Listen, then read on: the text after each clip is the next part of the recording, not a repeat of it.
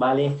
Bueno, nada, muchas gracias. Feliz tarde para algunos, feliz noche ya para otros. Bueno, sí, como comentaban hace poco, hoy vamos a hablar de la definición de producto para un proyecto de desarrollo de videojuegos. Y quiero hacer una claridad. Generalmente esta charla es orientada a productos o a juegos de industrias independientes, no las industrias AAA, eh, en donde se construyen juegos mucho más grandes y mucho más comerciales, como el FIFA y como todo lo que hace Electronic Arts, Ubisoft y demás. Esto está más orientado a la industria independiente, a los juegos indies, que se llama en el mundo de la industria del desarrollo de videojuegos, ¿vale? Entonces hay que hacer esa claridad un poco. Y también mucho lo que se va a mostrar acá es una forma de hacer las cosas, no significa que sea la forma de hacer las cosas. Cada una de las empresas que trabajan en esta industria tienen su forma de trabajar las cosas, pero siempre es bueno dar como un marco de referencia básico y ese es del que vamos a hablar nosotros el día de hoy. Entonces, bueno, pero, pues sí, como acaba de decir Valentina, mi nombre es Alejandro Pérez. Actualmente trabajo en Globant como Subject Matter Expert en la parte de gaming para el estudio de producto. Ya llevo un poco más de 10 años en Globant. Y nada, estoy enfocado en varios proyectos de gaming, un proyecto de realidad virtual relacionado con una experiencia gamificada y también asesoro, digamos, por ahí otros proyectos que tengan que ver con realidad virtual, realidad aumentada y gaming, también gamificación. Tal. Entonces es bastante trabajito, pero bueno, muy divertido y muy contento de estar en este rol dentro de Globant. El día de hoy, como en resumen, esta es la agenda de lo que vamos a ver hoy. Disculpen si las slides están en inglés, voy a hablar en español y también se las voy como a traducir las partes importantes también en español.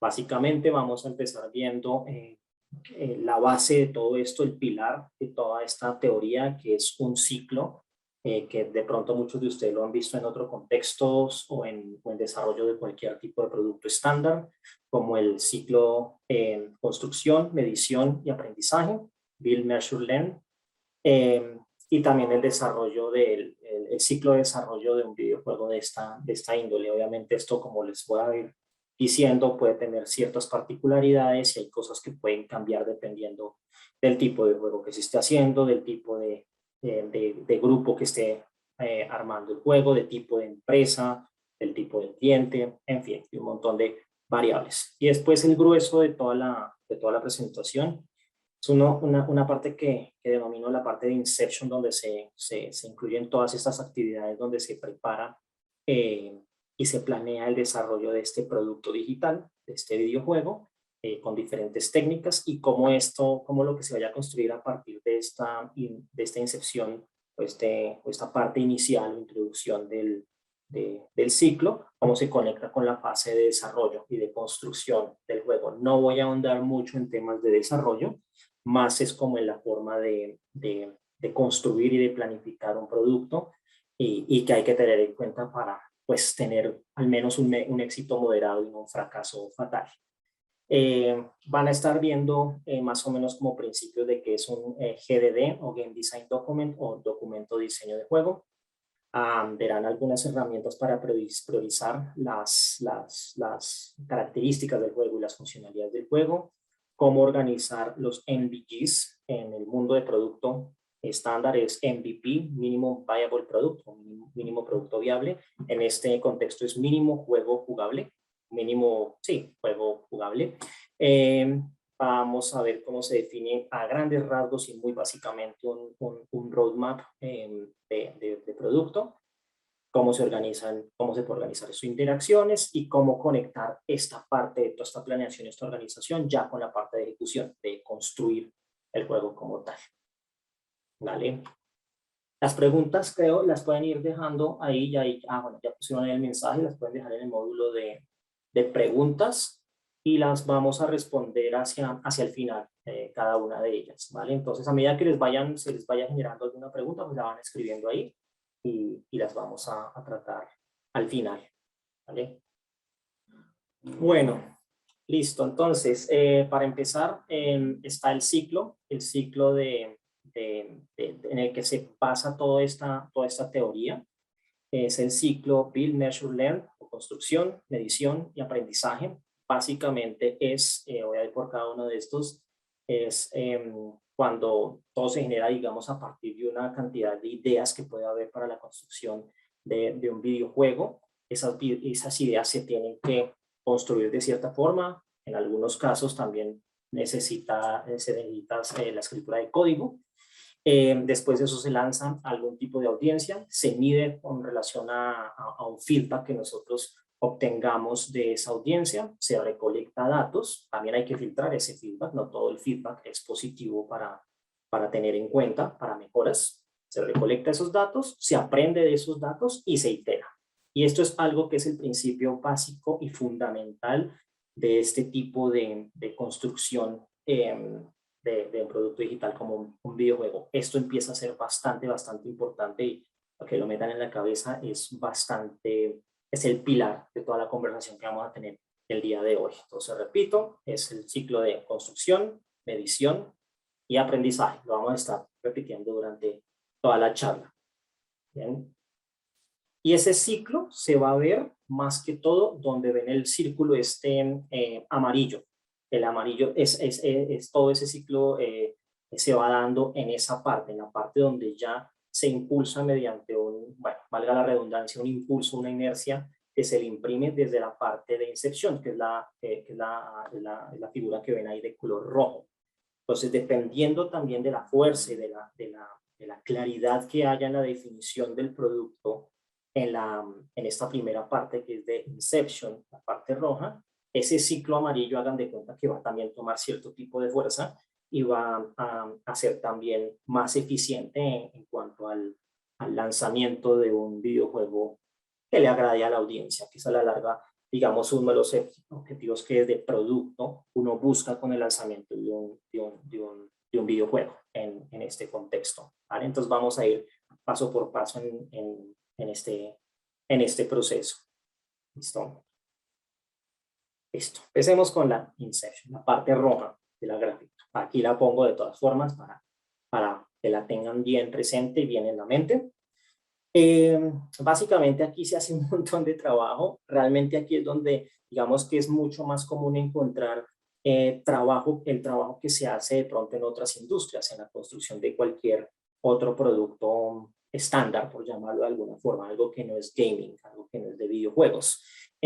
Por ejemplo, un proyecto de banca, un proyecto de entretenimiento, un proyecto de retail. Bueno, todo ese tipo de proyectos, digamos que aquí es donde se puede aprovechar todo ese conocimiento que uno tiene de otras industrias para aplicarlo acá. Entonces, aquí básicamente uno puede utilizar un montón de cosas como Design Thinking, que si se quiere, no está en esta presentación, pero pues lo menciono de todas formas. Se puede, digamos, dirigir cierto tipo de workshops de ideación. En fin, básicamente en esta fase lo que se hace es definir las metas de cuáles son las metas que quiero conseguir con este juego, no solamente a nivel monetario, sino también a nivel de enganche con los usuarios, con los jugadores, qué mensaje quiero transmitir, qué tecnologías voy a usar, todo ese tipo de cosas. Entonces, para eso hay que hacer también una investigación. Generalmente en la industria de videojuegos, esta investigación se hace jugando. Esa es la parte divertida de la Inception. Es básicamente si yo tengo más o menos la idea de que quiero hacer un juego, por decirlo de alguna forma, de plataformas como Mario, tengo que mirar y tengo que jugar y tengo que investigar ese tipo de juegos, porque generalmente la idea no es reinventar la rueda, no hacer un Mario exactamente como tal y obviamente cambiándole el personaje por temas de derechos de autor, porque de todas maneras es un modelo que ya está probado, es un juego que ya está vendido y ya la gente lo conoce y dice, ah, bueno, es igualito a Mario, pues mejor juego Mario. Pero sí es bueno tener referencias, entre más referencias, mucho mejor. Generalmente aquí es donde viene toda la parte de innovación y esos principios de innovación que uno le dicen que siempre uno tiene que mirar cosas que ya están hechas y ver cómo se mezclan o qué cosas nuevas pueden salir de esa investigación que uno haga. Entonces, siempre estar lleno de referencias de videojuegos, pero sí tener más o menos claro por dónde uno quiere ir. Obviamente hay partes en las que cuando uno está haciendo esa investigación, uno dice, bueno, quiero un juego de disparos en primera persona, estilo Call of Duty. Entonces empiezo a investigar ese tipo de juegos, empiezo a investigar cómo, qué los hace diferentes, cuáles son las mecánicas en el mundo de los videojuegos, hagan de cuenta que es como las reglas del videojuego, pero hay veces que uno también va entre referencia y referencia, uno se va un poquito como desviando y empieza a refinar la idea dentro de su cabeza a medida que uno va haciendo esa investigación. Entonces es súper importante tener en cuenta que eso es algo muy valioso. A medida que uno va haciendo esa investigación, uno va retrabajando la idea a nivel, digámoslo así, subjetivo en la mente. Y en los grupos de trabajo se va haciendo ese mismo ejercicio.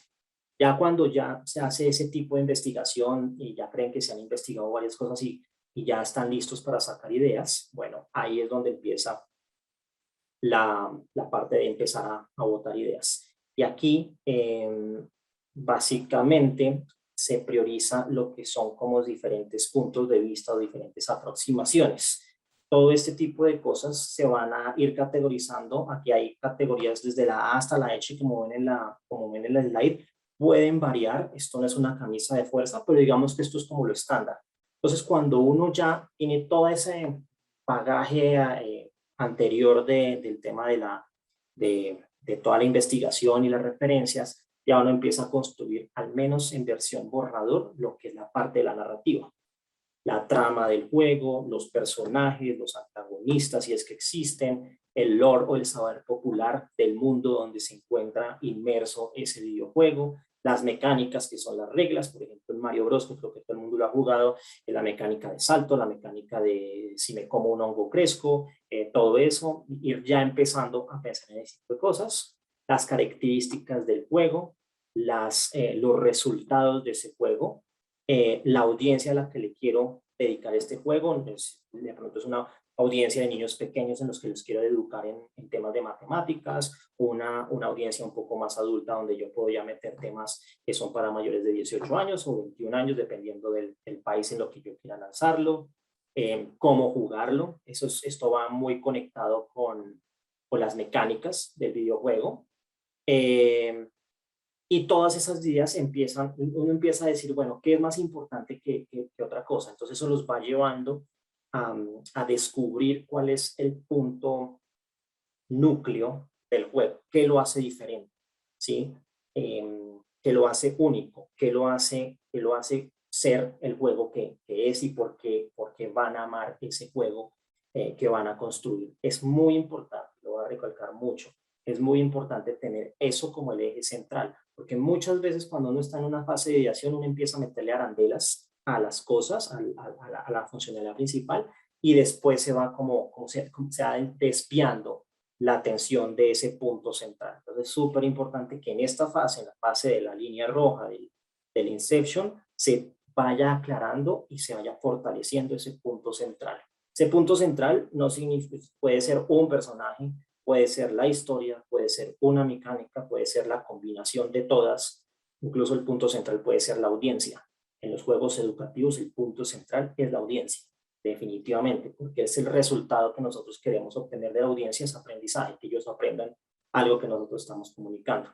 Entonces, a medida que van haciendo esto iterativamente, lo van a trabajando en equipo, con las herramientas que vamos a ver más adelante, se van dando cuenta de eso y van encontrando, sí o sí van encontrando ese punto central, que es en lo que se tiene que basar todo el videojuego. También se hace la definición de personas y la definición de un player journey en contexto de producto estándar. Este tema de las personas es algo que maneja mucho las áreas de user experience, de experiencia de usuario, junto con las áreas de producto. Generalmente usan esto para guiar los esfuerzos de desarrollo y que no se desvíen hacia otros objetivos que no tienen nada que ver con lo que se ha planeado. Ya ahorita más adelante explicamos qué es una persona, pero básicamente es prácticamente caracterizar un tipo de usuario, un tipo de jugador que va a jugar nuestro juego y así hacer de cuenta que lo tenemos ahí enfrente y planear todo lo que vamos a hacer, teniendo en cuenta como eso, como un factor referente, por decirlo así. Y el journey ya más adelante lo vamos a ver. Entonces, sí, la curva viene, la definición de goals, hacer investigación eh, y demás. Entonces, lo que está ahí en el cuadrito, pero esta parte de lo que les estaba diciendo de la literal A hasta la literal H, es lo que se constituye o que lo que uno debería incluir en un documento llamado el Game Design Document o documento de diseño de juego. Este sí es un concepto muy, muy estándar en la industria de videojuegos a nivel general y básicamente es el manual de referencia para el equipo que va a construir el videojuego y que va a ser usado por si hay alguna duda para no desviar la atención del equipo de desarrollo o de los diseñadores de juego o de las personas de arte. En este documento es básicamente una Biblia sagrada, por decirlo de alguna forma, que va a ser tomada como un manual de referencia para que todo lo que se vaya a hacer dentro del juego cumpla con lo que se describe en este documento. Este documento es un documento vivo, es un documento que va a tener muchos cambios, incluso hacia el final, hacia la finalización del videojuego. No es algo que, bueno, listo, escribimos y sellamos ya en piedra y ya no se puede cambiar. No, esto es un documento que va a estar cambiando, se va a estar completando, va a estar actualizándose todo el tiempo durante todo el proceso de desarrollo y construcción de un videojuego. Este es un documento que es ampliamente conocido en la industria. En Internet pueden encontrar 1.000.000 de plantillas diferentes porque cada empresa y cada desarrollador independiente modifica su plantilla a su conveniencia. No es una camisa de fuerza, pero generalmente tiene este tipo de encabezados que ven acá en, en, en esta parte, en esta diapositiva. ¿Listo? Entonces también tener muy en cuenta que ese Game Design Document o documento de diseño de juego va a ser actualizado continuamente. ¿Dónde va a ser actualizado? Va a ir, por decirles, relacionado con este gráfico, en esta línea punteada que dice diseño, ¿sí? Entonces, se puede ir construyendo desde la parte de aquí de Inception de la línea roja, pero se va a ir actualizando en esta parte punteada y ya después les digo por qué. ¿Okay? Este es un ejemplo de un Game Design Document, es algo que yo hice hace mucho tiempo para un proyecto personal, pero generalmente los proyectos de videojuegos siempre cuentan con este documento y es un documento que tiene mucha información y entre más información, más detallada y más clara, muchísimo mejor. Aquí el reto es tratar de no poner cosas ambiguas o que lleven a libre interpretación, porque de pronto un desarrollador o alguien de arte no sabe cómo hacer algo, va a este documento, no encuentra la respuesta, entonces empieza a inventar. Y ahí es donde de pronto eso que inventa va en contra de lo que es el núcleo, que les decía antes, el núcleo del videojuego. Entonces aquí como mostrar algo, digamos que está el mapeo de los botones del control, en este caso es de PlayStation, qué funcionalidad cumple cada botón. Por ejemplo, hay una paleta de colores, qué paleta de colores se tiene que utilizar dentro del videojuego como para que tenga sentido y que que no se vea el juego como una cosa como hecha como con parches de diferentes artistas y diferentes personas, sino que se vea algo como consecuente y único, o sea, como que no tenga parches, pues. También está descrita la parte de UI y de UX, de experiencia de usuario, de usabilidad, bueno, un montón de cosas.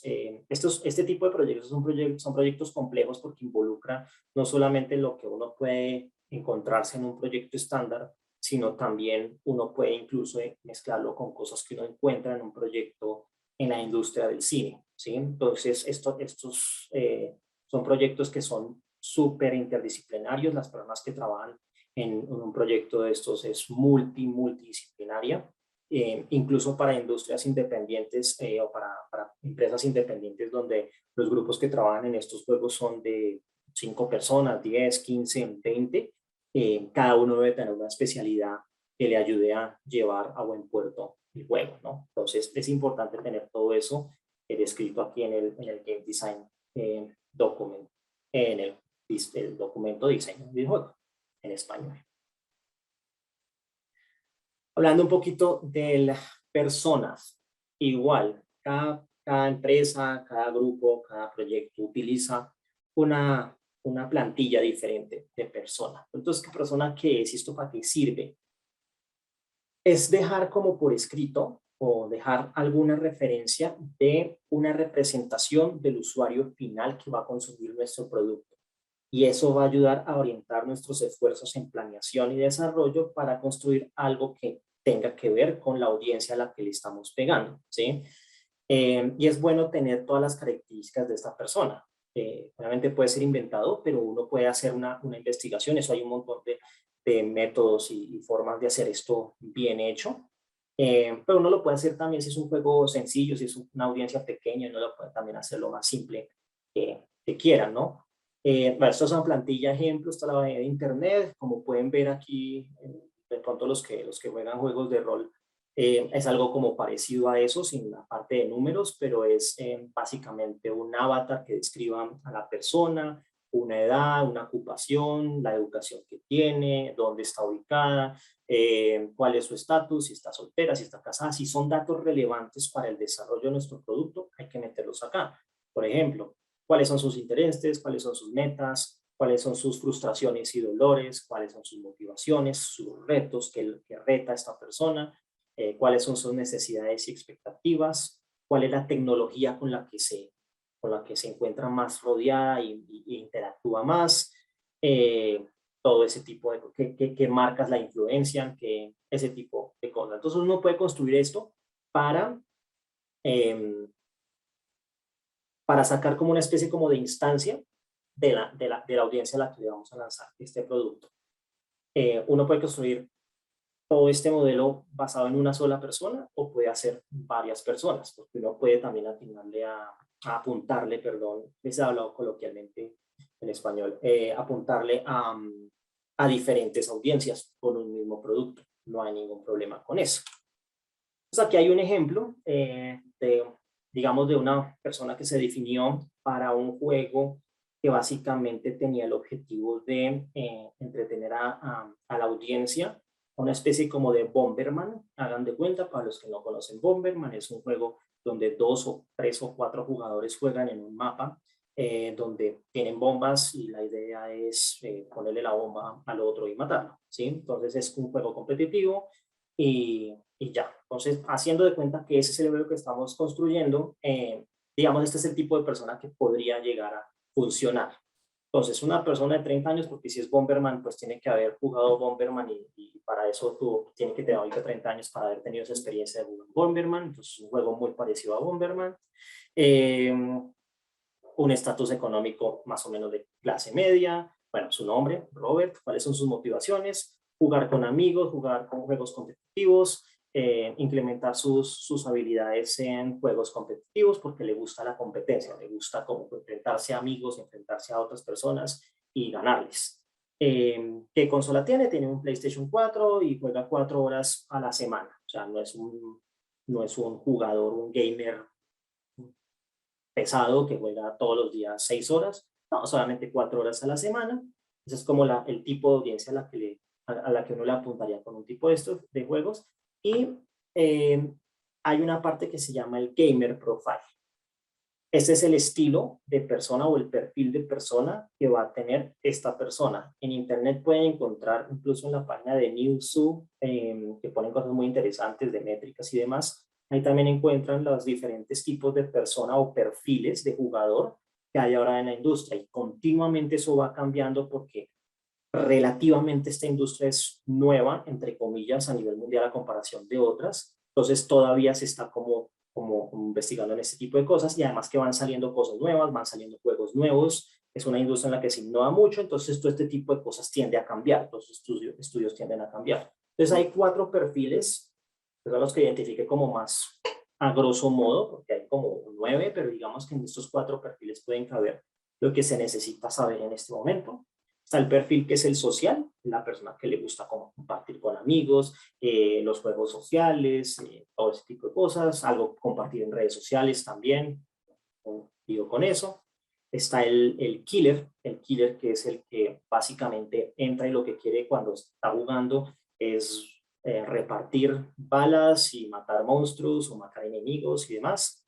Está el achiever, que es el que juega porque quiere ir consiguiendo y pasando misiones y consiguiendo cierto tipo de metas y superando diferentes retos y progresando a medida que va superando esos retos. Y está el explorer, el explorador, que simplemente como que le llama mucho la atención el de ir a explorar, ver diferentes lugares, hay una casa y quiero ir a ver qué hay allá. Obviamente los juegos pueden hacer la combinación de varios de estos perfiles, por eso decía que cuando uno hace el análisis de personas para su videojuego, uno tiene que tener probablemente en cuenta más de una sola persona. Una persona que sea un killer, una persona que sea social, pueden hacer combinaciones de ambas. En fin, no hay una regla como muy definida, muy estricta frente a la construcción de este tipo de cosas. ¿Listo? Después de eso, bueno, listo, ya viene la parte divertida, que es hacer brainstorming. Obviamente, cuando uno ya tiene muy bien definido cuál es la parte del núcleo del videojuego, cuáles son las personas, la audiencia a la que nosotros vamos a lanzar este videojuego, ya tenemos más o menos claro cuál es la historia del mundo, cuáles son las reglas y todo eso, ya obviamente los miembros del equipo pueden llegar a tener muchísimas ideas y muy variadas frente a eso. La idea es hacer sesión de brainstorming para validar muchos conceptos. Entonces ahí es donde ya pues cada uno tiene su metodología de hacer brainstorming. Lo que por lo menos yo acostumbro es sentar a las personas, darles un tema en el cual poner ideas en post-its, pongan los post-its en un tablero y al final de toda la sesión se categorizan esas ideas, ¿sí? Se categorizan para reordenarlas, para tener una visión un poquito más organizada de todas las ideas que tiene el equipo, ¿no? Pues digamos que puede haber un tablero muy parecido como este, incluso puede ser mucho más complejo, puede ser mucho más parecido a lo que ven acá en esta imagen, un montón de post-its con un montón de colores medio desorganizado, pero a la larga uno termina organizando las cosas de esta forma. Entonces, haciendo, por ejemplo, sí, como un ejemplo, aquí alguien puso que la idea era que el personaje caminara, que el personaje disparara, que el personaje muriera, que hubiera algo que les aumentara el poder, la vida, perdón, eh, algo que estuviera ahí que indicara cuál es la vida que tiene cada uno de los jugadores. Eh, en fin, un montón de cosas. Ahí puede haber también, digamos, un concepto o una idea para los niveles, un arte para los niveles. También uno puede poner como idea, no, yo quiero el tipo de arte no sé, de Mario o de Zelda o eso. Entonces también se tiene que poner en este tablero. Bueno, en fin, básicamente se despliegan todas las ideas en un tablero, se categorizan. En este ejemplo en particular se categorizaron como las ideas relacionadas con el jugador, las ideas relacionadas con el nivel, las ideas relacionadas con inteligencia artificial e interacción, las ideas relacionadas con la parte de interfaz gráfica y de usabilidad y de experiencia de usuario. Obviamente, cuando ustedes vayan a hacer este tipo de ejercicios, las categorías pueden ser diferentes, muy diferentes. Puede haber una categoría para el enemigo o para los tipos de enemigos que hay, una categoría para la historia, una categoría para las escenas de corte, que si han jugado los juegos más modernos y los que tienden a ser más realistas de empresas AAA tienen escenas como de película, entonces también pueden haber ahí ideas. La idea es organizar todo esto, pero sobre todo categorizarlas o agruparlas para que se puedan digerir mejor a la hora de trabajar con ellas, ¿no? Bueno, después de que ya uno tiene, obviamente cada vez que uno va pasando por cada uno de estos pasos, todo se va aclarando mucho más, pero también se van teniendo más elementos para ir un paso más adelante. En este caso, no sé por qué esto, bueno, no sé. Para este caso, bueno, en este punto ya, digamos, habiendo tenido todo esto ya trabajado con el equipo y ya tener mucho más claras las cosas, Hay cosas que probablemente no van a ser claras en este punto porque no le hemos mostrado nada a la audiencia. O sea, estamos haciendo suposiciones basadas también en las personas que se definieron, pero son personas ficticias, no son las personas reales. Eso nos acerca a las personas reales, pero no son las personas reales. Entonces, aquí empezamos a plantear las hipótesis que van a ser la guía que nos va a decir en qué tenemos que mejorar y en qué hemos fallado. Las hipótesis son suposiciones que nosotros como equipo desarrollador del producto y que generamos el producto, ideamos el producto, son suposiciones que tenemos y está bueno hacerlo en este punto del proceso. Entonces, ¿qué son las hipótesis en este contexto? Son cosas que que ayudan al equipo de producto, sobre todo al equipo más de producto que de otro lado, al equipo de producto, te ayudan le sirven como guía para evolucionar el juego. Y básicamente el proceso de construcción y creación de un videojuego es un proceso altamente iterativo y evolutivo. Eso es algo que se ve en todo lado en proyectos de este estilo. Son también cosas que nos van a ayudar a validar que lo que se construye tiene sentido y cumple sus objetivos. Nos ayuda a medir las metas que nos planteamos en la primera fase. Y también nos sirve para establecer como la base de construcción para hacer las entregas. Ya más adelante les voy a hablar un poco más de las entregas, porque muchas veces de pronto ustedes han visto en la industria de los videojuegos que no, que van a hacer lanzaron el Early Access, que lanzaron la demo, y lanzan diferentes versiones y después lanzan ya el juego que es, ¿no? Eso tiene una razón de ser y ya después se las voy a explicar. Y bueno, entonces, ¿cómo crea uno una hipótesis? Uno une la persona y uno une las características del videojuego que ya se han definido, ya se han venido charlando, ya se han venido discutiendo con el equipo, ya se hizo brainstorming. Entonces uno empieza a hacer combinación de ambas y ahí es donde uno saca las hipótesis. Uno generalmente la hipótesis, es que yo no sé si ven bien, perdón, me va a tocar un segundito que no estoy compartiendo bien esto. Que veo el menú. Bueno, listo, no importa. Bueno, aquí abajo dice hipótesis. El formato de una hipótesis lo pueden pensar de esta forma.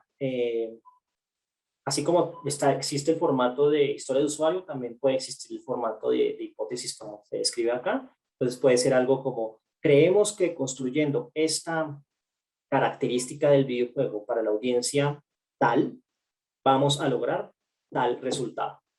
Eso es básicamente una hipótesis. Ya con esa hipótesis, así como está escrita, es más que suficiente. Obviamente, si por ejemplo estamos involucrando números, está bueno detallarlo con algo de números, como que queremos que, no sé, salte 3 veces el jugador o que tenga la capacidad de saltar 1000 veces, bueno, en fin. Pero digamos que en este primer paso las haría así de simples. Y uno termina construyendo hipótesis como estas. A ver, un segundo. Como esta. Son ejemplos, ¿no? Entonces, voy a leerlas, cada una de ellas, para que vean los ejemplos que hay.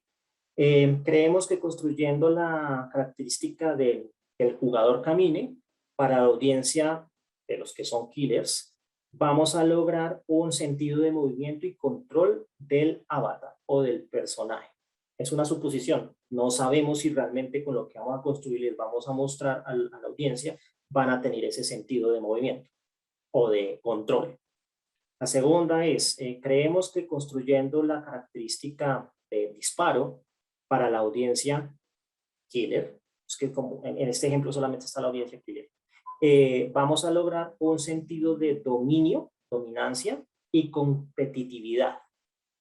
Puede ser que sí, puede ser que no, pero es una hipótesis. La siguiente, creemos que construyendo la característica de que el jugador muera para la audiencia killer, vamos a lograr que el sentido de competitividad y reto, vamos a generar un sentido de competitividad y reto en lugar de frustración. No se sabe. Puede que estas cosas sean cosas que uno de pronto diga, no, eso no se va a lograr. Uno nunca lo sabe. Cuando uno, es la audiencia la que a uno le dice si se logra o no se logra. Y la siguiente es, creemos que construyendo la característica de un diseño de nivel, el level mockup es como una especie como de maqueta de nivel, así muy a grandes rasgos, sin tanto nivel de detalle. Para la audiencia, vamos a lograr un sentido de inmersión y estrategia. O sea, dependiendo del diseño de nivel, por ejemplo, en un juego como Bomberman, ese diseño de nivel es básicamente crucial para el tema de inmersión y de diversión dentro del juego. Entonces son 4 hipótesis que uno dice, bueno, listo, vamos a ver, vamos a construir el primer prototipo o el primer MVG relacionado con, o sea, tomando en cuenta estas hipótesis, estas suposiciones. ¿Por qué? Porque nosotros vamos a querer ver qué dice la gente sobre estas hipótesis. Y bueno, vamos acá. Listo. Esta es otra parte que es súper importante y este gráfico sí que se usa mucho. Por lo menos nosotros lo hemos usado bastante en nuestro trabajo diario, en proyectos personales, lo que sea. Siempre se usa esto porque es que le ayuda a uno a organizar su cabeza. O sea, uno cuando está desarrollando un videojuego probablemente se encuentre con temas, son tantas cosas que uno se empieza a confundir y empieza a mezclar y empieza a embarrarla. Entonces, es bueno tener todo bien organizado, así como de este estilo, ¿sí? Obviamente aquí las características o las características del juego están resumidas. Este gráfico puede ser gigante, pero con el simple hecho de tenerlo dividido en 4 cuadrantes, eso ayuda mucho. ¿Y por qué se divide de esta forma? Porque valor contra costo. Porque este cuadro, este gráfico y sus cuadrantes nos van a ayudar a nosotros a priorizar qué atacar primero, qué, qué trabajar primero, a qué darle prioridad, qué darle más importancia. Entonces, valor es básicamente, es algo que es muy importante para el juego y que lo caracteriza, o otra cosa, o el más bajo valor es algo que puede ser como un adicional, como que es bueno tenerlo, pero pues no es tan importante. Aquí es donde ese núcleo del juego, la razón de ser del juego, lo que lo hace diferente, entra a ayudarnos a saber qué es prioridad y qué no. Entonces, en este tipo de juegos, por ejemplo, lo importante era, no sé, caminar, disparar, morir y el diseño de nivel. Eso es lo más importante, ¿sí? Ese es el núcleo del juego. Entonces uno lo pone en el cuadrante 1 porque es lo que mayor valor le da al juego, le da su identidad, y la parte de costo es donde uno analiza, bueno, qué tan difícil es desarrollarlo, qué tan difícil es incluirlo o implementarlo dentro del producto, dentro del juego. Entonces, si es algo muy difícil, pues se va hacia el lado de la derecha. Si es algo que es un poco más fácil o trivial, se va hacia el lado de la izquierda. Entonces, digamos que las mecánicas importantes del juego, del jugador, que son caminar, disparar, morir y el diseño de nivel, son cosas que son muy fáciles de implementar y le dan mucho valor. Eso es lo primero que se tiene que agregar. En segundo lugar va lo que no es tan valioso, pero pues también es fácil de implementar y de ejecutar dentro del proyecto. En tercer lugar va lo que es valioso, mucho más valioso, o sea, que también es valioso para el juego, pero que es un poquito más difícil de ejecutar dentro del proyecto. Y de última se deja lo que es difícil de implementar y lo que tampoco es que le agregue mucho valor al juego.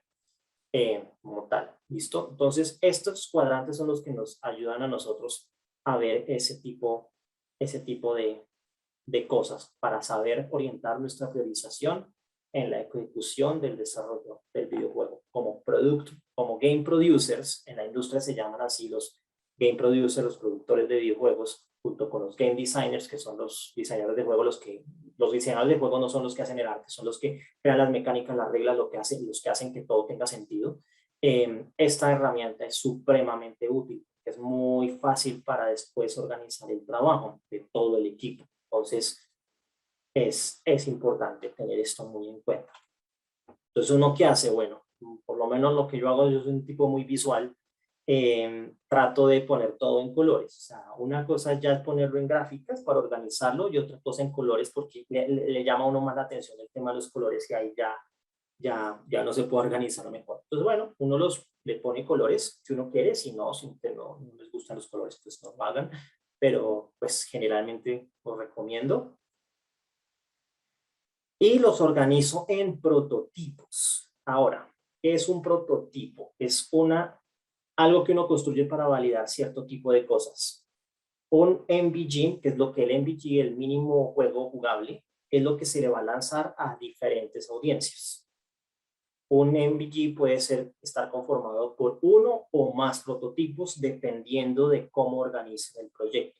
Si, por ejemplo, urge mucho saber, al menos en una audiencia diferente al equipo de desarrollo o al equipo que está construyendo el juego, uno quiere validar algunas ideas muy básicas con otras personas que no tienen nada que ver con el proyecto, listo, uno sale con un prototipo 1, con las características del juego, las funcionalidades del juego más importantes y sale y mide, porque acá es muy importante tener feedback de la audiencia lo más pronto posible para que uno pueda actuar también lo más pronto posible. Eso también es un principio de metodologías ágiles. Una de las metodologías ágiles también uno trata de hacer las cosas de forma iterativa e incremental, pero no esperarse hasta el final a mostrarle a la audiencia o al cliente algo que construyó para que el cliente después de 2 años le diga a uno, ah, no, todo está mal, y uno perdió 2 años. Acá la idea es esa, que por ejemplo, si yo me voy a tardar construyendo el primer prototipo 2 semanas, a las 2 semanas muestre, valide con, entre comillas, el mercado, porque no es como tal el mercado, sino con otra audiencia, obtenga un feedback y puede iterar sobre mi proceso para mejorar esas mecánicas. Y así, eso es lo que se explica en el ciclo este amarillo que más adelante voy a repetir para que quede súper claro eso. Entonces uno puede organizar los prototipos así por colores, por todo, pero siempre llevando el orden de los cuadrantes del gráfico anterior, de este. Primero los verdes, segundo los azules, tercero los rojos y cuarto los amarillos. ¿No? Y ahí uno organiza los MVGs como quiera, dependiendo. Uno arma esos MVGs por fechas o, bueno, por hitos, depende del alcance del producto como tal. Uno también puede utilizar esta herramienta. A nosotros en el estudio de producto de Globant usamos esta herramienta mucho, sobre todo los product managers usan mucho esta herramienta para planificar los releases. Entonces, el release es el paquete de funcionalidades del juego no terminado, que va a ser, pero que sí va a ser jugable, que va a ser entregado a una audiencia específica. Entonces uno tiene que organizar, puede ser con una plantilla como la que uno encuentra en la página de Roman Pitcher, ya más adelante les dejo las referencias, donde uno, bueno, establece cuál es la fecha, cuál es el nombre del release, cuál es la meta de ese release, cuáles son las características o funcionalidades que van a ir implementadas en ese juego, en ese release, y las métricas. Un ejemplo de eso puede ser lo siguiente. Por ejemplo, el 1 de octubre del 2019, que ya pasó, vamos a hacer esta entrega. ¿Qué es lo que se va? Bueno, el nombre del release va a ser las acciones principales del jugador. ¿Cuál es la meta? Hacer que el jugador tenga movimiento básico, acciones relacionadas con el núcleo o lo que caracteriza al juego. ¿Cuáles son esas características? Son 2 features o características. Es la de caminar, un diseño básico muy trivial del nivel, la acción de disparar y la acción de morir. ¿Y cuáles son las métricas? Las métricas pueden ser tenidas en cuenta las hipótesis. Las hipótesis son las que a nosotros nos van a decir si cumplimos con el objetivo o no. Entonces, muchas veces las métricas pueden ser así, las mismas hipótesis. Si la quieren acompañar con números, también está súper bien, pero ahí siempre tienen que tener en cuenta las hipótesis. Y también, digamos que las hipótesis se tienen que construir al menos una por cada una de las funcionalidades que uno va a hacer release en el producto. ¿Listo? Después de eso, uno cómo empieza a organizar el trabajo para trabajar con la gente de desarrollo. Uno hace lo que es, yo lo llamo, no he encontrado en internet como el concepto, pero yo lo llamo el player journey o el viaje del jugador, ¿sí? El viaje del jugador es básicamente desmembrar un poquito las funcionalidades en historias de usuario, ¿vale? Entonces, a la larga, esas features o funcionalidades que hemos visto hasta el momento pueden entenderse como épicas, hablando en el mundo de Agile y de producto, pueden entenderse como épicas. Y aquí tengo que hacer una claridad que en este contexto y en muchos otros contextos, una épica es simplemente una historia de usuario que no ha sido detallada, algo que no tenemos idea qué va a ser, pero que existe. Por ejemplo, en un producto normal, estándar, el componente de login, el usuario se tiene que loguear en el sistema. Eso es una épica, porque no tenemos idea qué datos se necesitan para hacer login. Puede ser usuario, contraseña y un captcha o otra cosa. No sabemos. Entonces, cuando uno le dice, no, el usuario tiene que loguear, eso es una épica. No es una historia solo porque no está detallado. Ya cuando empieza a detallarse, cuando empiezan a tener reuniones con un cliente estándar para detallar una funcionalidad, ahí empieza uno a transformarla en una o varias historias de usuario. Cuando uno detalla una épica, al irla detallando puede generar una historia de usuario o puede generar varias historias de usuario. Entonces es súper importante entender eso para este contexto. Uno tiene, por ejemplo, la parte de caminar.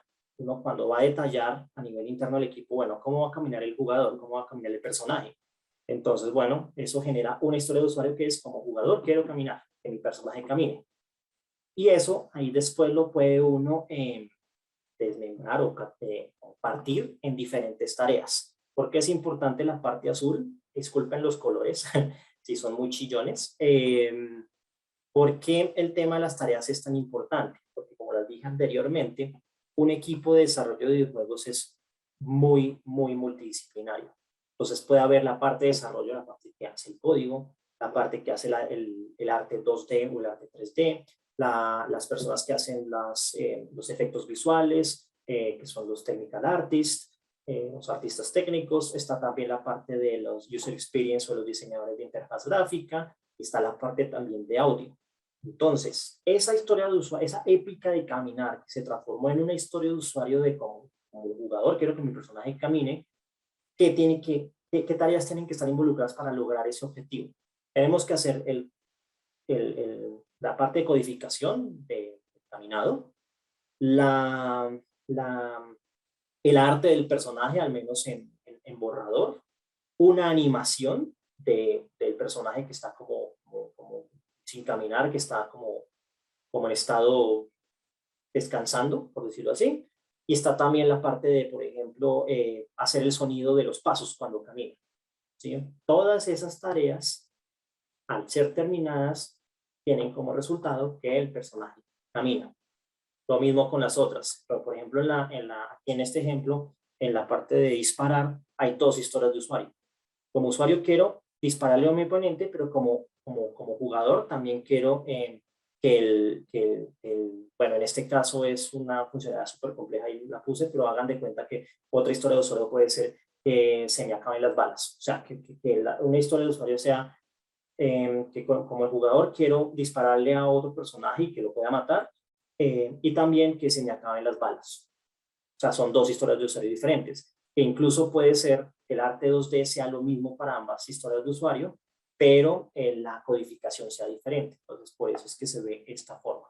Obviamente esto depende del tipo de equipo que uno tenga, con qué gente está trabajando uno, porque si hay una persona que hace todo, bueno, es más complicado para esa persona, pero digamos la organización de esto puede ser menos compleja como tal. Entonces, así es como que se uno organiza y empieza uno a cuadrar las historias de usuario que van después a comprender lo que es el Product Backlog, que ahí es donde se hace la conexión con la parte de desarrollo, ¿sí? Las personas que han trabajado en Agile y como tal como Business Analyst o Product Managers conocen que es un Product Backlog. Un Product Backlog es una lista de historias de usuario o de épicas incluso. Es todo lo que se va a hacer dentro del desarrollo a nivel funcionalidad. Y arriba en el Product Backlog están las historias de usuario, que son las cosas que ya están detalladas y ya se sabe qué hay que hacer para poder construirlas. En la parte de abajo del Product Backlog están las épicas, que sabemos que son cosas que se van a construir, pero no tenemos el detalle. Por lo tanto, no podemos empezar a hacer ese trabajo porque sin detalle puede ser trabajo perdido. Y teniendo ya esas historias de usuario, ya uno puede hacer todo lo que uno acostumbra a hacer en Agile, tal cual como un proyecto estándar, ¿sí? Hacer la sprint planning, mirar como la estimación de esas historias de usuario, cuántos puntos va a tomar, el sprint, bueno, listo, si va a ser de 2 semanas, qué historias de usuario se alcanzan a meter en ese sprint y todo eso. Entonces, esta organización de los sprints, la combinación de los sprints, cómo se vayan a planear, generan una fecha tentativa de cuándo va a ser el lanzamiento de ese primer MVG. ¿Listo? Aquí pues nada, esto es básicamente copiar, pegar lo del slide anterior, lo de la diapositiva anterior. Básicamente estas son, por ejemplo, en el sprint 1 vamos a hacer que camine y que muera. Entonces el equipo que va a estar haciendo, el equipo de desarrollo, el de 2D y el de 3D y el de efectos visuales, va a estar trabajando en estas tareas específicas. De pronto estos dos no van a estar haciendo nada, pero pueden adelantar otras cosas. Eso depende de cómo se organice el proyecto y cómo se organice el equipo como tal. En el sprint 2 pues van a haber muchas más tareas, bueno, y en fin, y eso es súper iterativo incremental. Se termina el sprint, comienza con otro sprint y así, iterativo. Ya los que conocen de metodologías ágiles saben de qué estoy hablando. Y bueno, en resumidas cuentas, entonces, desde la parte de incepción, de la parte de diseño, del ciclo de diseño, que es toda la partecita roja, el ciclo de la línea roja que vimos, y la conexión que se hace con la parte de desarrollo, es así, como manera de resumen. Se hace la gráfica esta, el plano cartesiano de valor contra costo, para generar 4 cuadrantes que nos ayudan a establecer las prioridades. De ahí armamos el roadmap con esto del product roadmap, en la plantilla esta de definir la fecha, el nombre, las características del juego que van a ser incluidas en ese release, y las métricas que son las hipótesis, se incluyen ahí. Después se hace la partida, el breakdown, sí, que no me gusta decir la palabra desmembrar. Sí, sí, partir todas, digamos, las épicas, que son estas features que tenemos acá, estas características que tenemos acá, partirlas en historias de usuarios, historias de usuario, partirlas en tareas, y las tareas van a ser partidas de acuerdo a los miembros del equipo que uno tenga disponible, y ya con eso se arma el product backlog, y ahí empieza la parte de desarrollo como desglose. Muchas gracias, Andrés. El desglose de las tareas. Entonces, ahí es donde se conecta con la parte de desarrollo. Entonces, ¿qué pasa con este gráfico? Todo lo que vimos hasta el momento va hasta este punto azul, por decirlo así, eso, bueno, rojo, amarillo, azul, y la parte de construcción, decir, bueno, ya tenemos el product backlog, se arma el sprint con el sprint backlog, y el equipo de desarrollo, de sonido y todo el equipo empieza a construir ya a nivel tangible el videojuego, es en esta parte azul. Por eso se ve aquí como que es iterativo e incremental, porque es la parte agile de todo este flujo. Acá cuando termina esta flecha es cuando uno dice, bueno, listo, ya después de 5 sprints construimos lo que queríamos en el primer MVG, vamos a lanzarlo.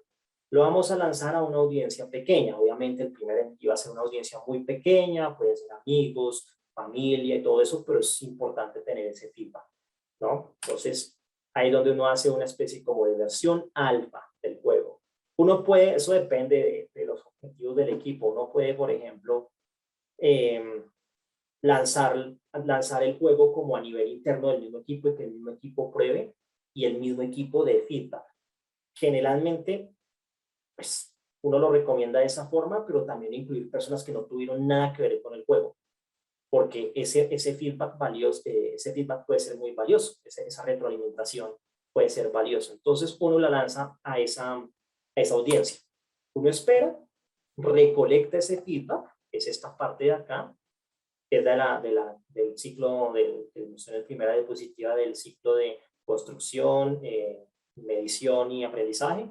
Es exactamente lo mismo. Aquí se construye, aquí se analiza el feedback, ahí se analiza ese feedback, se agarran nuevas ideas, y con esas nuevas ideas y con lo que yo recolecto de esa retroalimentación de mi audiencia, tengo datos que los valido con las hipótesis. ¿Fueron reales las hipótesis que yo me planteé al principio o no? Entonces, ahí es donde digo, algunas sí, otras no. ¿Qué pasa con esas hipótesis que no fueron, que yo las tuve, pero que realmente lo que encontramos fue otra cosa? se hace este ciclo. Revisamos esas hipótesis, hacemos cambios a todo lo que teníamos ideado. No se necesita cambiar todo, probablemente sí, de pronto, pero es mejor cambiar todo al principio y no al final, ¿sí? Entonces, a medida que este ciclo va pasando, uno va agarrando ese feedback, va validando o comparando con las hipótesis que uno se planteó, revisa esas hipótesis, vuelve y plantea otras hipótesis, rediseña o actualiza el documento de diseño del juego y vuelve y arranca desde este punto, no desde el punto de acá, de la línea roja, porque eso es algo que ya se definió antes y eso es algo que generalmente no cambia, ¿sí? Pero sí va a cambiar es cada una de las cosas que uno va construyendo. A medida que uno va teniendo todos estos ciclos de forma repetitiva, puede ser que eso se haga 20 veces, 30 veces, necesariamente, sí o sí, el juego y el producto tiene que ir mejorando. O sea, sí o sí no hay pierde. Si lo hacen bien, siempre que vayan revisitando este ciclo, van construyendo un mejor MVG y otro MVG y otro MVG, hasta que el último, que ya se va a lanzar a una audiencia que es la que va a comprar el juego, pues tenga éxito, porque ya la gente, ustedes van a garantizar que al menos al más del 50% de la gente a la que le mostraron esto y obtuvieron feedback, pues le va a gustar, ¿sí? Es importante aquí aclarar que cuando se colecte el feedback o la retroalimentación de la audiencia, no importa qué tipo de audiencia sea, sepan también saber qué retroalimentación filtrar, ¿sí? Uno recibe comentarios positivos, comentarios negativos y comentarios tóxicos en esta industria y en muchas otras industrias. Cuando uno lanza cosas, uno encuentra de mala gana a alguien que le da a uno, este juego no sirve para nada, no sé por qué están metidos en eso. Sepan filtrar ese tipo de cosas, porque si no, eso causa mucha frustración y terminan no haciendo nada. Sepan identificar qué retroalimentación les sirve para mejorar su juego, no qué retroalimentación le sirve para frustrarse y para llenarse de depresión y demás otras cosas, ¿sí? Entonces eso es un consejo personal también que les doy en ese sentido. Entonces, revisando un poco aquí, cuáles son las más comunes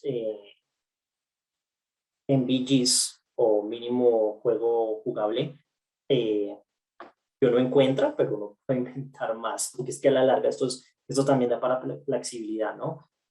Una versión alfa que es para interna, para un equipo interno. La demo puede ser lanzada a una audiencia pequeña como la familia, amigos, conocidos, en fin. Una versión beta, que es se lanza para una audiencia más general, en portales conocidos. Un soft launch o un lanzamiento suave, se traduce así. Una audiencia es para una audiencia más grande, en eventos, por ejemplo, si van al Game Developers Conference en San Francisco, pueden allá mostrarlo, ya es una especie como de soft launch, no sé. Un lanzamiento específico para el tema de marketing, para el tema de medios. O sea, voy a lanzar esto para que los medios lo difundan. ¿Sí? Un lanzamiento público, que es cuando se lanza a la audiencia general. Por ejemplo, voy a lanzar mi juego en PlayStation 4 y ya a la audiencia general, ya lo lanzo y listo, súper bien, y ganancias, ganancias y demás, pero ahí no termina el desarrollo de un juego. Puede que yo lo quiera lanzar en otras plataformas, como Nintendo Switch, como Xbox, como Steam y esas cosas. Entonces, ahí también eso se considera como un lanzamiento. Y ahí tampoco termina. Uno puede de pronto llegar y mandarles actualizaciones.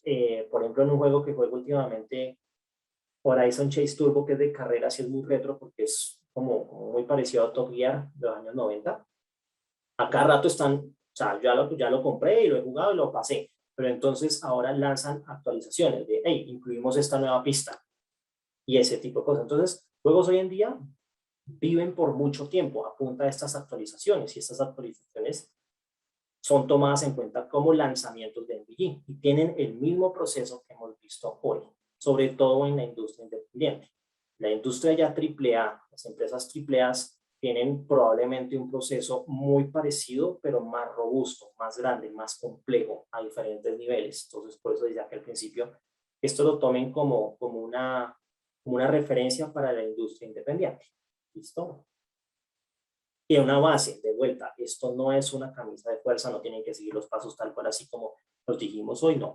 Pero lo pueden, si nunca lo han hecho, lo pueden hacer así aprender en el camino y ver qué otras cosas pueden cambiar. Esto es un framework, es un marco de trabajo, es algo que pueden usar, miran que les funciona, miran que no les funciona y cambian. Eso es lo bonito del proceso y de trabajar en proyectos de tecnología, que no puede cambiar dentro del proceso. ¿Listo? Y ya, eso es todo. No sé si tienen, creo que preguntas. Aquí les dejo las referencias, por si las quieren ir anotando. Muchas de estas cosas las saqué de este libro, que es muy corto y fácil de leer, de Juliana Omi Rosenfield Boira, Lean Game Development, porque ese ciclo está muy asociado a la metodología Lean de desarrollo.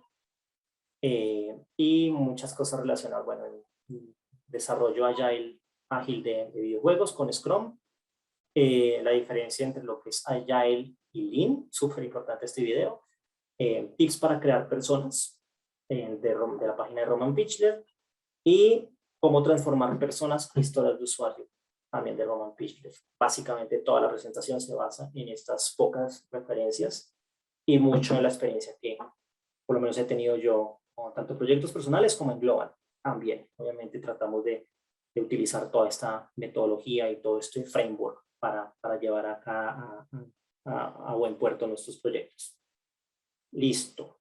Entonces, nada, aquí veo que hay preguntas. Valentina, creo que sí, acá ya vi. Bueno, preguntan, ¿se puede enfocar un juego solamente en la mecánica? Un ejemplo de ello sería Fall Guys. ¿Carecen de lore e historia? Sí, totalmente. Porque es que justamente es eso, o sea, ¿qué es el juego? El juego es carreras, darse a todos, ahí empujarse y todo, ir a lo loco, y ese es el núcleo. Si ves que, por ejemplo, probablemente lo que hicieron fue poner en el cuadrante 1 eso, y después lo otro que le agregaron en los otros cuadrantes fue de pronto, como digamos, el escenario, un fondo llamativo, sonidos y todo, pero el núcleo del juego era ese. Entonces, no tiene historia, incluso no tiene como mucho trabajo en el diseño de un personaje, en la especificación de un personaje. Lo otro también, un ejemplo de eso también es, ay, ¿cómo se llama este? Sí, se me olvidó. La memoria de viejo. El que es impostor y eso, y que era súper famoso, que fue súper famoso en pandemia y eso, bueno. Es de unos astronautas, están en una nave y es para buscar el impostor. Among Us, gracias Andrés Aldarriaga nuevamente. La mecánica es muy sencilla, pero no tiene una historia del mundo, en el planeta tal cosa, no. Es descubrir qué es lo que diferencia tu juego, qué es lo que lo hace especial, qué es lo que hace divertido, llamativo, enganchador y eso, y trabajar full en eso. Ya las otras arandelas le agregan valor, obviamente, pero es eso, es durante esa fase de inserción, es encontrar ese valor que tiene tu juego. Entonces, definitivamente sí, se puede. Kevin vuelve y pregunta, ¿y esto cambiaría el GDD o el proceso el proceso es exactamente el mismo? La larga es el mismo. El Game Design Document o el documento de diseño de juego, tú lo armas de acuerdo al tipo de juego que quieras. Obviamente, por ejemplo, te bajas una plantilla y hay secciones de la plantilla que no aplican a tu juego, entonces las borras y listo. Hay plantillas que de pronto no tienen una sección que tú consideras importante que tu equipo conozca del juego para llevar exitosamente su desarrollo. Entonces, la agregas. Todo ese no es como una camisa de fuerza. Todo eso es como una herramienta en la cual tú puedes usar de cierta forma para eficientizar tus procesos y el desarrollo y la construcción del videojuego. Caro Vitrago dice, dado que una user story tiene tareas tan variadas y que entiendo que tienen dependencias entre sí, ¿son user stories que se pueden completar en un sprint? Buenísima pregunta. Hay cosas que, digamos, trabajando del lado de arte, hay unas como mini cascadas, mini metodologías cascadas, ¿sí? Por ejemplo, muchas empresas de pronto trabajan que primero necesitan el arte conceptual de algo para después sí hacer el modelado en 3D. Ahí hay un mini cascada porque una tarea depende de otra, ¿sí? Entonces, esas historias de usuario tendrían que partirse de cierta forma, hacer el split de historias de usuario, pero obviamente a nivel de project management, de game producer, uno tiene que tener cuidado con las métricas de medición de desempeño del equipo. Si a partir de esa historia de usuario va a generar como problemas en esas métricas, donde alguien tiene que mandar un informe a un jefe y decir, bueno, cómo está trabajando el equipo, y eso afecta, ahí uno tiene que repensar eso. Pero generalmente uno tendería a partir la historia de usuario en dos frentes, o dejar la misma historia de usuario que vaya, es que ahí va en contra de todo lo que es Scrum y Agile. Yo diría que partir historias de usuario, porque obviamente, claramente digamos que el tiempo y la dedicación de cada uno de los miembros del equipo va dado más por las tareas, porque es a la larga el detalle donde los miembros del equipo van a trabajar. Me cuentas en el chat si te respondí bien la pregunta. Estaba buena. ¿Qué herramientas recomiendas para hacer el roadmap, el cuadro de prioridades? Nada, o sea, no la recomiendo, pero la uso.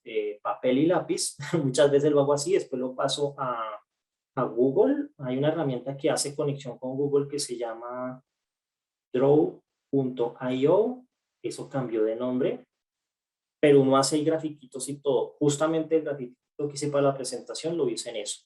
También en PowerPoint. Generalmente también mucha gente lo hace de una vez en PowerPoint o en Google Slides, porque generalmente lo presentan, ¿sí? Es como una presentación, lo presentan a otras personas. Y ahora en pandemia, que todo el mundo está trabajando virtual, se usa mucho eso como para hacer. Generalmente también uno usa esas plantillas, estas que puedes encontrar en la página de Roman Picture. Ahí hay un montón de plantillas que le sirven a uno para direccionar su trabajo, ¿no?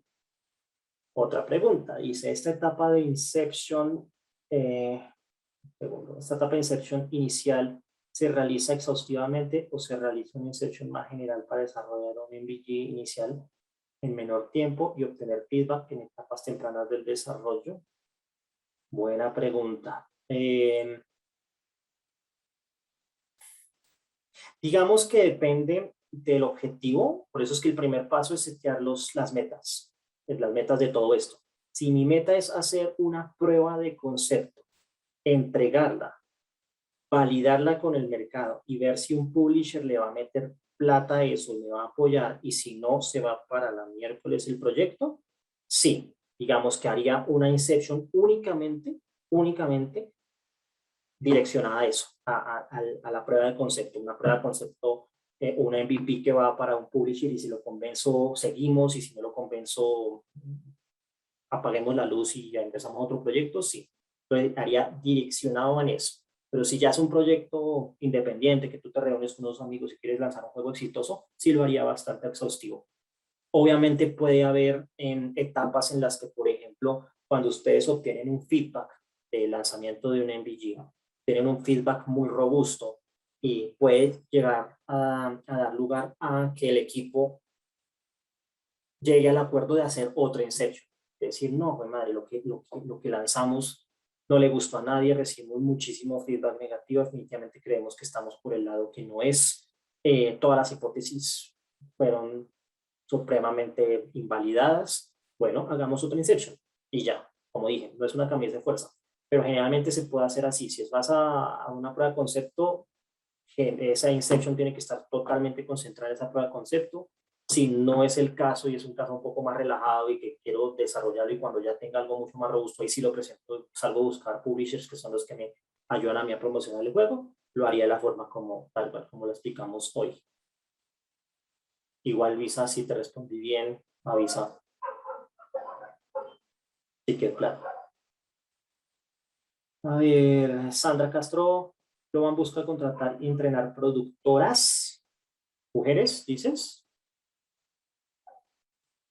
Voy a contestar así, con esa interpretación mía. En estos momentos, Globan para la contratación de game producers, tengo entendido que no. Toca esperar a ver qué pasa este año y el próximo año por tema de clientes, por tema de pandemia, por tema de viajes, un montón de variables. No puedo detallar, a ver si eso se va a expandir. Yo creería que sí, que en un futuro no tan lejano va a crecer en esos roles. Generalmente, ahorita, digamos, es mucho más el tema de arte y desarrollo, más que de producción, pero pero definitivamente sí. Yo estando, digamos, en la parte de,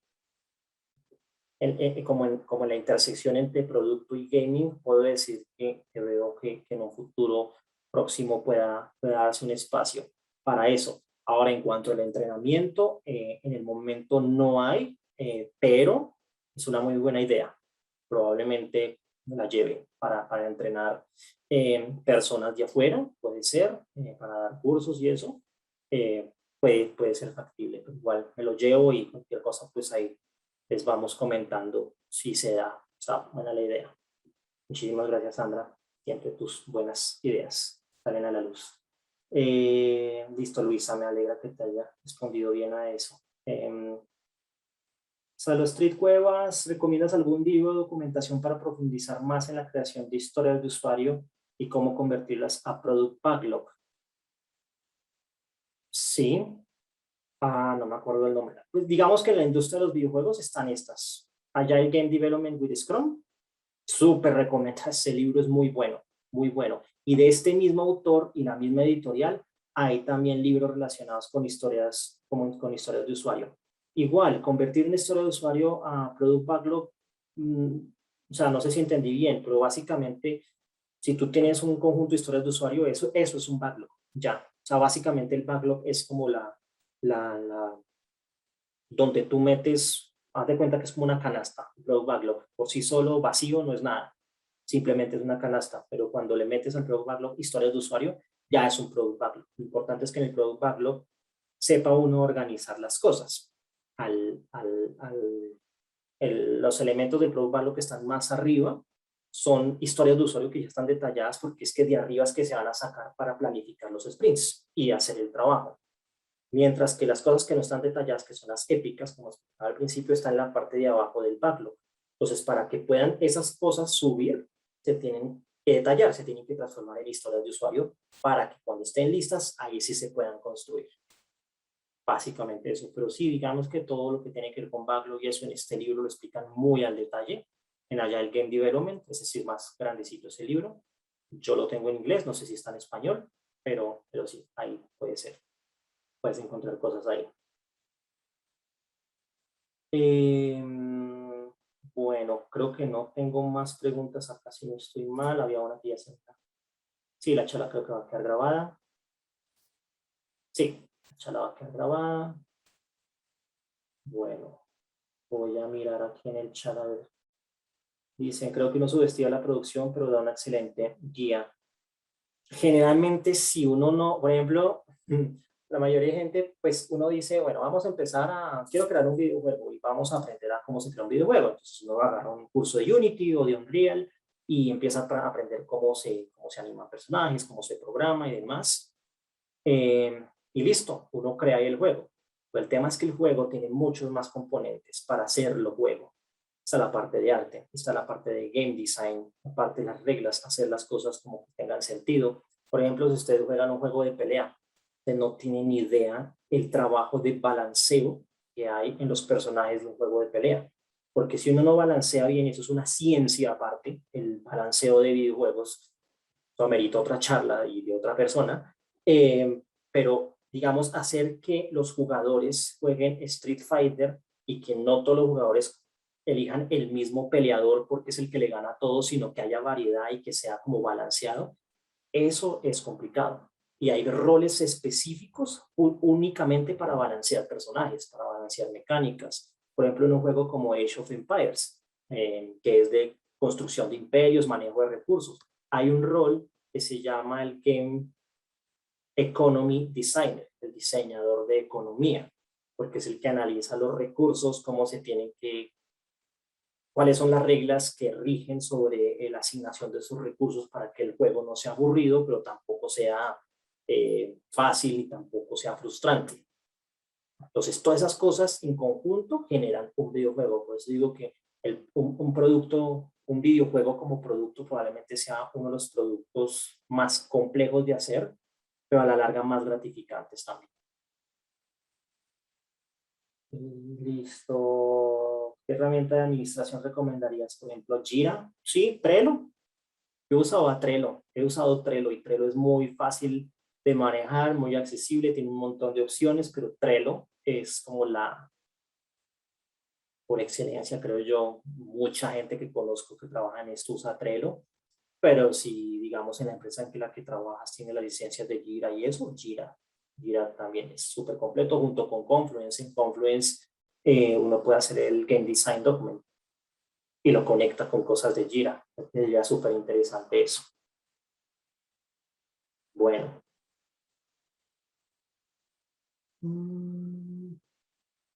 Creo que no hay más preguntas. Ah, mentira, sí, Andy.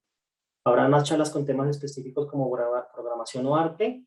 No te lo aseguro, pero creería que sí. De hecho, ya han habido algunas en el pasado, pero habría que estar como muy pendiente del canal de Globant en LinkedIn, en redes sociales, cuando hay charlas externas, y me corregirá aquí Valentina si no es así, si estoy diciendo algo que no es, pero generalmente cuando una charla externa se comunica por esos lados. Entonces, ahí es estar pendiente de las redes sociales por si hay algo. Yo creería que sí, que van a haber, han habido de más específico para el tema de Game Producer.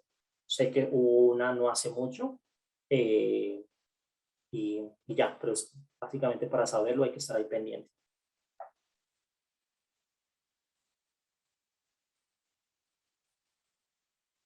Listo, pues nada, Valentina, no sé, ¿qué más? Bueno, les recuerdo a todos que pues, la charla va a quedar grabada. Se te escucha lejos. Les recuerdo a todos que la charla va a quedar grabada, va a estar en nuestro canal de YouTube. Igual se les va a enviar un mail con el link para que puedan ingresar a verla. En estos días tendremos una Design Talk acerca del nuevo rol del diseñador, por si también están interesados, para que estén súper pendientes de las redes de Global, que ahí estaremos publicando todos los eventos que tendremos. Muchas gracias a todos por asistir. Muy bien, muchas gracias, que estén muy bien. Espero les haya servido de algo.